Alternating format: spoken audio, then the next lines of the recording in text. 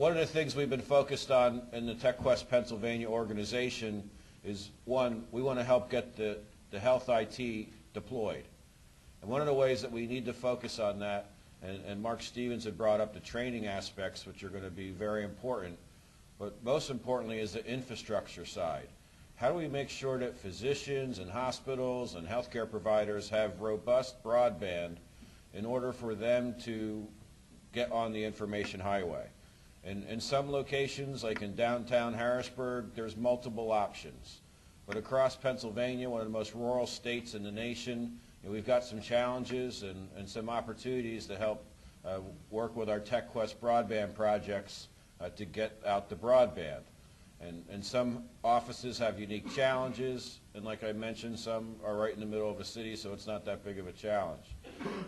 To date, our organization has helped hundreds and hundreds of physicians get advanced broadband. It's one of the things we're very proud of. We've worked with major companies and small companies, Verizon, Comcast, and BARC, D&E Communications. Just a number of communication companies have worked with us to get to a challenging office or to turn up a higher speed bandwidth and sometimes record time so that physicians could roll out e-prescription or they could roll out their electronic medical record. And we're very pleased to work on that. We've been watching and working with the Pennsylvania Medical Society's Connected Docs project. We gave them a chance to give an update here at a meeting in the last year, and we'll be doing that at our next meeting because this is all important. The IT side of it, and then there's also the infrastructure side of it to make sure we've got the robust networks. Now, some of our most challenging areas in Pennsylvania, that north central area, where hospitals are 100 miles apart, not 2 miles apart.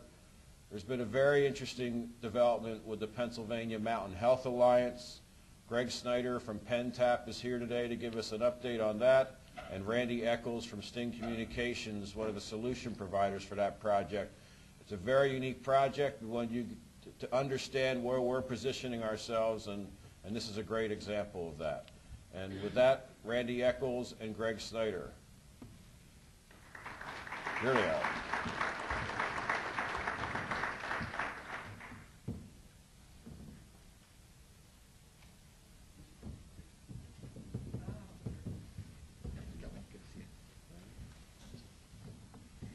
How do you do? My name's Greg Snyder.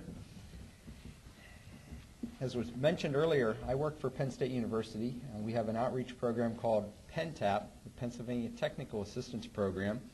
And as Janet mentioned earlier, we're one of those extension programs that's out there that provide technical assistance and the ability to kind of get over that initial hurdle with technology in this case to make progress in whatever the need might be. PennTap's been around since 1965, helping businesses and industry.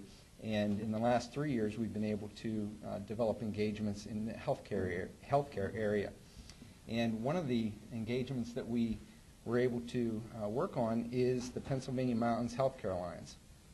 Pennsylvania Mountains Healthcare Alliance is a for-profit entity, and they have a corresponding nonprofit, PMHRD, which was able to secure some funds for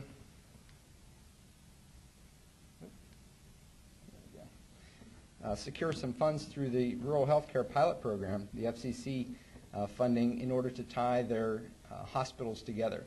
This first slide is just a representation of some of the hospitals that are part of PMHA. This is a kind of a lay of the land, if you will, a geographic orientation of where these hospitals are located at. Very rural areas, very independent areas. For the most part, these are hospitals that have a goal of maintaining their own autonomy as much as possible, and PMHA is one vehicle to allow them to be able to do that. Just to give you some background on PMHA, some of the metrics that you can see here, roughly $1 billion in net revenue and about 1,800, 1,900 staffed beds. And in terms of patient visits, you can see inpatient and outpatient visits collectively as a group where they stand.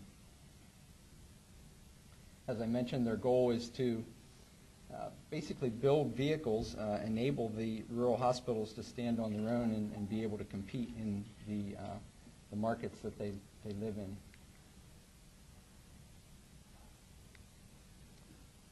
I'm not going to read all these to you. I know on the time side we're running a little bit short, but one of their first big wins in terms of PMHA was in the insurance arena. Back in 1998, they were able to put together some products for the rural hospitals in order to help them meet some of their insurance needs, and that really got them off the ground and put them in a position to work towards the benefit of these hospitals. This is more or less an overview. They have basically a board that has a CEO representative and a medical officer representative from each one of the hospitals that they represent, and then several operating committees that achieve the goals that they're working towards. As I mentioned, PMHA had wanted to put together a network to connect their hospitals for some time. Back in about 2002, they had developed a strategic plan that basically said, we want to put together high-speed bandwidth for the hospitals and so forth. It took quite a few years to actually make that happen.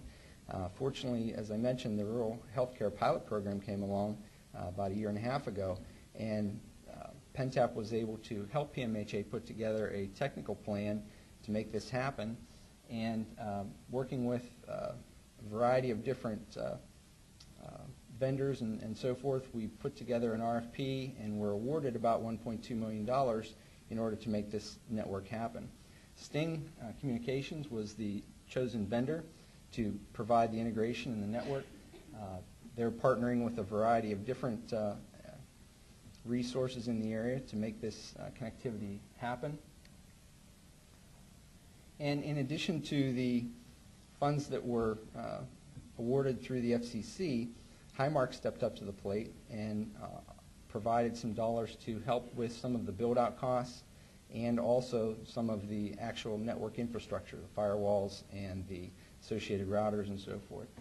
So our goal at this point is to make this all happen by July 2009. We're in the early stages of that. By April, we intend to have our first group, about half of the hospitals up and running, and then by July have the entire network up and available. One of the things that has been a key factor in making this long-term effective solution for the hospitals is our sustainability model. And that is, it's very difficult to get funding to share data. You know, the idea of sharing data is a wonderful thing, but nobody really, up until this past year, has really wanted to step up to the plate and put some dollars to that. And the model that PMHA is working towards is a shared services environment, trying to develop needs across all the hospitals and deliver those services through the integrated network. These are just some of the areas that we've identified as opportunities in that, to that end.